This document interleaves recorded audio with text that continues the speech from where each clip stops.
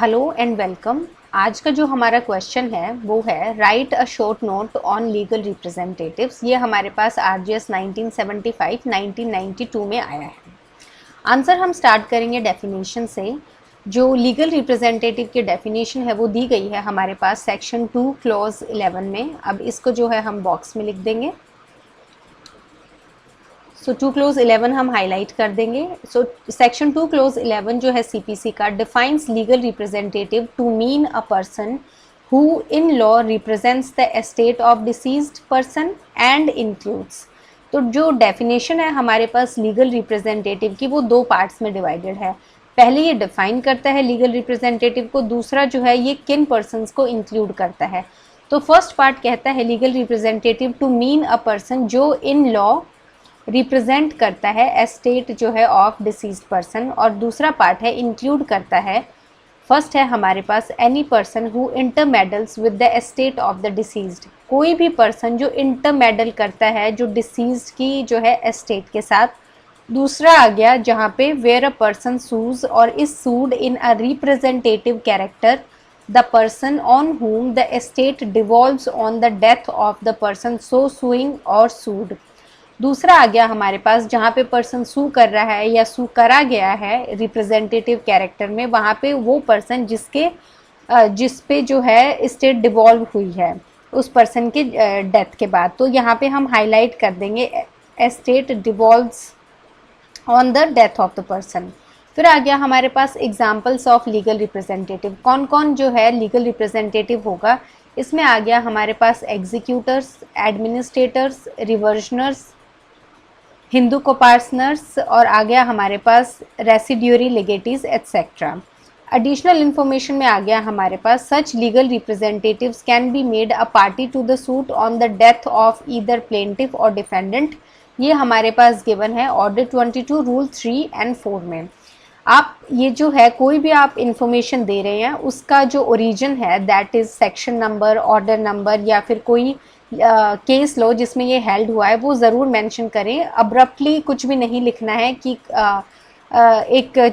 लिख दिया अगर आपकी नॉलेज में है और उसका आपके पास कोई प्रूफ नहीं है, तो हमेशा मेंशन करें। जैसे यहाँ पे हमने ऑर्डर 22 रूल 3 एंड 4 जो है यहाँ पे बताया है कि यहाँ पे लिखा हुआ है कि लीगल रिप्रेजेंटेटिव जो है वो बनाया जा सकता है पार्टी का अगर इधर प्लेंटिफ या डिफेंडेंट की डेथ हो जाती है। नेक्स्ट आ गया हमारे पास who is not a legal representative. कौन जो है इसमें हमारे पास लीगल रिप्रेजेंटेटिव जो है वो नहीं है। सो इसमें आ गया हमारे पास अ ट्रेसपासर। एक जो है ट्रेसपासर वो लीगल रिप्रेजेंटेटिव नहीं है, as he does not intermeddle with the intention of representing the estate of the deceased. क्योंकि यहाँ पे ट्रेसपासर जो है वो इंटरमेडल नहीं करता है प्रॉपर्टी के साथ विद इंटेंशन, कि वो इंटेंशन रखी कि वो रिप्रेजेंट करेगा जो है एस्टेट जो है डिसीज्ड की।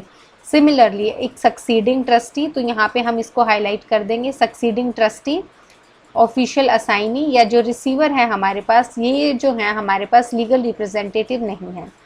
केस है इसमें हमारे पास रीसेंट केस है Yashpal Jain versus Sushila Devi 2023 supreme court का केस। यहाँ पे हम जो है केस लॉ को ब्रैकेट में डाल देंगे ताकि एग्जामिनर को ये साफ साफ दिखाई दे। ट्राई कीजिए कि रीसेंट केस लॉज मेंशन करें, और अगर मेंशन कर रहे हैं तो जो ईयर है उसको भी आप हाईलाइट या अंडरलाइन कर सकते हैं। इसमें क्या हेल्ड करा गया है, इसमें हेल्ड करा गया है on the death of party to the suit it is legal representative who are entitled to prosecute the proceedings and in law represent the estate of the deceased. The legal representative who is brought on record not only includes a legatee under a will but also an intermeddler of the property who would be entitled to sue or be sued and continue to prosecute the proceedings. तो इसमें basically हमारे पास case में legal representative को define करा गया है। इसमें बोला गया है कि on the death of the party की डेथ के बाद ये लीगल रिप्रेजेंटेटिव जो है वो इंटाइटल्ड है टू प्रोसिक्यूट द प्रोसीडिंग्स, की प्रोसीडिंग जो प्रोसिक्यूट करेगा वो लीगल रिप्रेजेंटेटिव करेगा एंड इन लॉ और जो है रिप्रेजेंट करेगा एस्टेट जो है डिसीज्ड के। द लीगल रिप्रेजेंटेटिव जो ब्रॉट करा गया है ऑन रिकॉर्ड वो not only includes a legatee under a will, ये जो है सिर्फ एक लिगेटी को इंक्लूड नहीं करता है, but also an intermeddler of the property. ये इंटरमेडलर जो है प्रॉपर्टी का उसको भी इंक्लूड करता है, जो इंटाइटल्ड होगा टू सू और बी सूड, और जो कंटिन्यू करेगा टू प्रोसिक्यूट द प्रोसीडिंग्स।